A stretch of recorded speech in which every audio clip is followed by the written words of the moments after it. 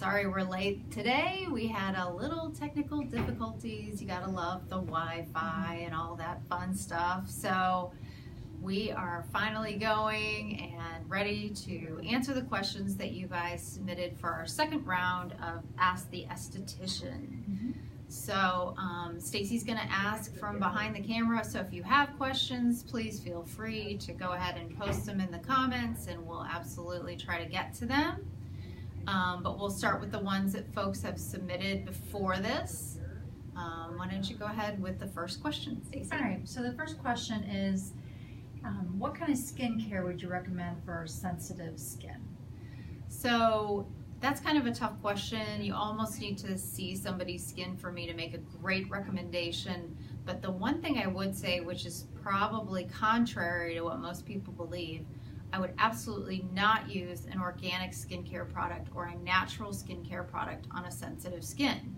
And mostly that is because when you start putting herbs in, a lot of people are sensitive because they are allergic or they're sensitive to a particular herb or product, and therefore they tend to react to it.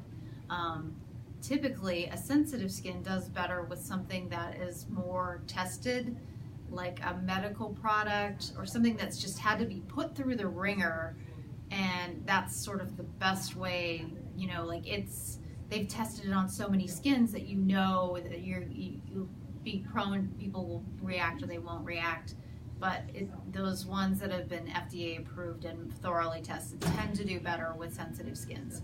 I know that's a complicated answer, but I would start with a medical grade product for sure, and something that's been around for a long time, and then I would ask whoever you're dealing with, you know, to explain maybe the more sensitive skincare products in that line.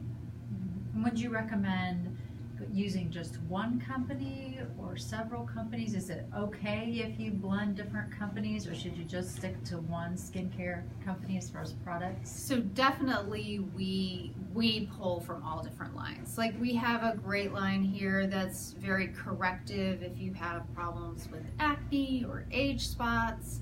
And then we have another line that does extremely well with just daily maintenance, nice moisturizers, simple cleansers that are effective, some simple serums. So we tend to kind of like pluck from each, whatever we need to help the client, and that means that's what you should be doing too. You don't need to use all Neutrogena, you don't need to use all Lancome. You know, you can definitely say, this works great for me, I'm going to use this from this line and this from that line. Okay. Well, the next few questions are kind of about acne prone skin, and you know, what kind of routine is best for acne prone skin, and is it okay if they squeeze their pimples? So, okay, that's a tough one too. So even in the room when I'm working on someone, I tend to do, I call it the 3 strikes and you're out rule. So if I'm doing a blackhead extraction, is relatively safe for you to do on yourself as long as you follow my rule. If you try 3 times and you can't get it out, then walk away from it, because that can be the point where you start crossing into territory where you're going to start damaging the tissue underneath. In regards to other things like whiteheads or milia, which are a little hard whiteheads under the skin, I would not recommend extracting those, because those have to break through the skin to come out, and you want someone opening those up for you before they're extracted. Otherwise you end up having damage to tissue underneath or on the surface of the skin where it's breaking through. Now if it's one of those crazy whiteheads that you can see is like right there and it's just driving you nuts, you could go ahead and probably extract that one. If it looks like it's just ready to go, that would be okay. But do make sure you use like a really strong toner or something that's going to kill that bacteria afterwards, so that it's not just going to spread somewhere else. And they can pop those with their fingers or tweezers. I what would you recommend? like actually wrap your fingers in some Kleenex and do it that way, and then you end up collecting whatever's in there more on the Kleenex and less on your face.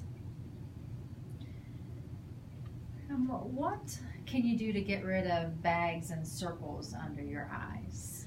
So there's not, I mean, everyone's tried a million products. There's actually a product I even sold myself for a while that was like instant tightening under the eyes, but a lot of those are real chalky and hard to put makeup over, or you can see them.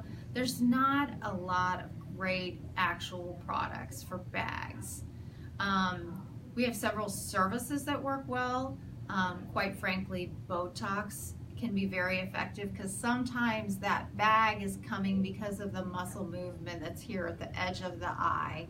So then somebody smiles and it pushes the bag up, and then you have, that's a more prominent bag. Sometimes it's genetic and it's really hard to fight, but we do have a couple of lasers that work well. They're both radio frequency lasers, and they really help kind of soften.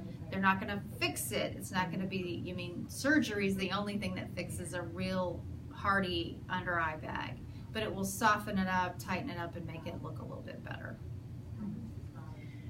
What skincare products should a man be using?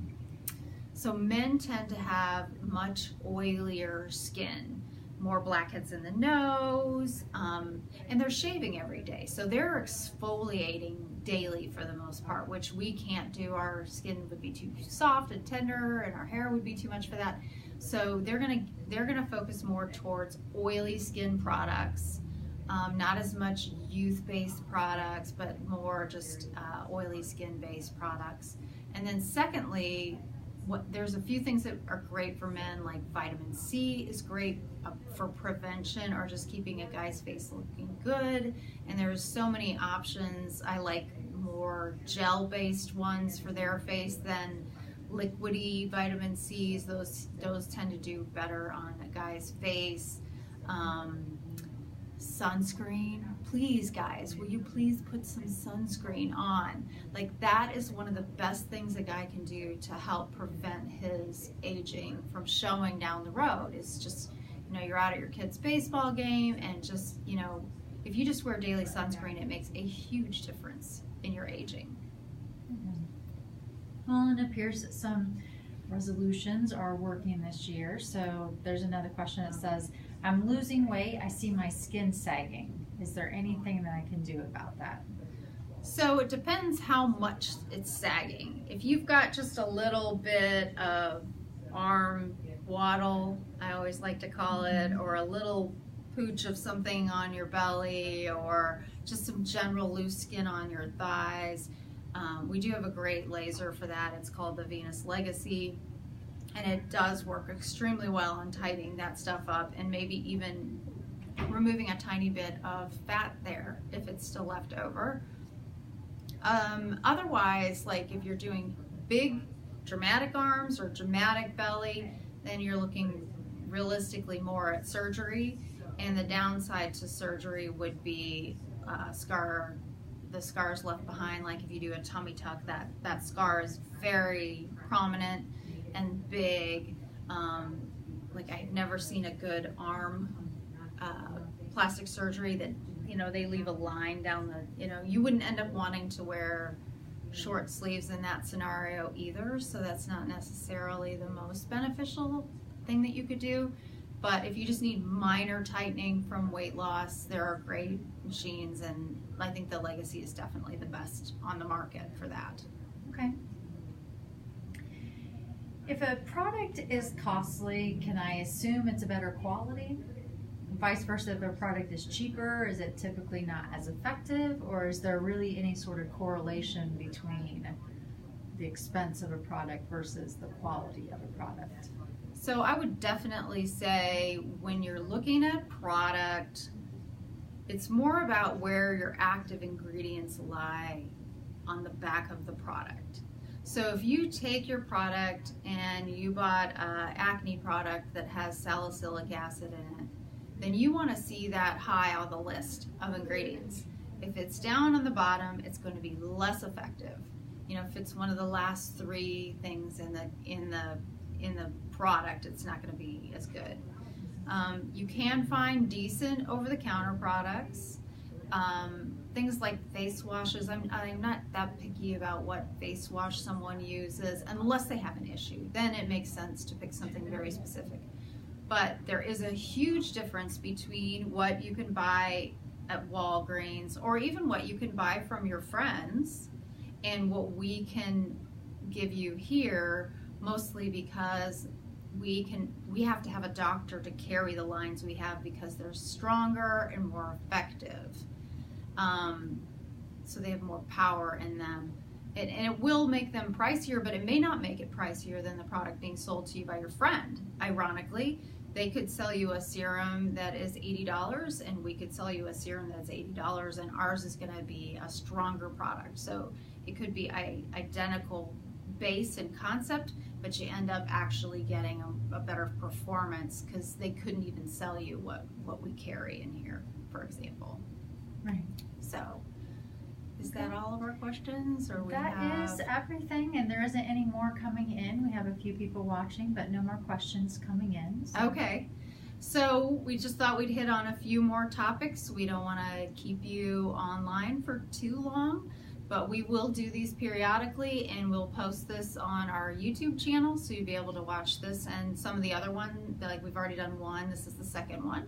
So we'd love for you guys to check us out on, if you just search Elemental Aesthetics on YouTube, you'll be able to find us. So thanks for watching, and hopefully we'll catch you the next time. Thanks.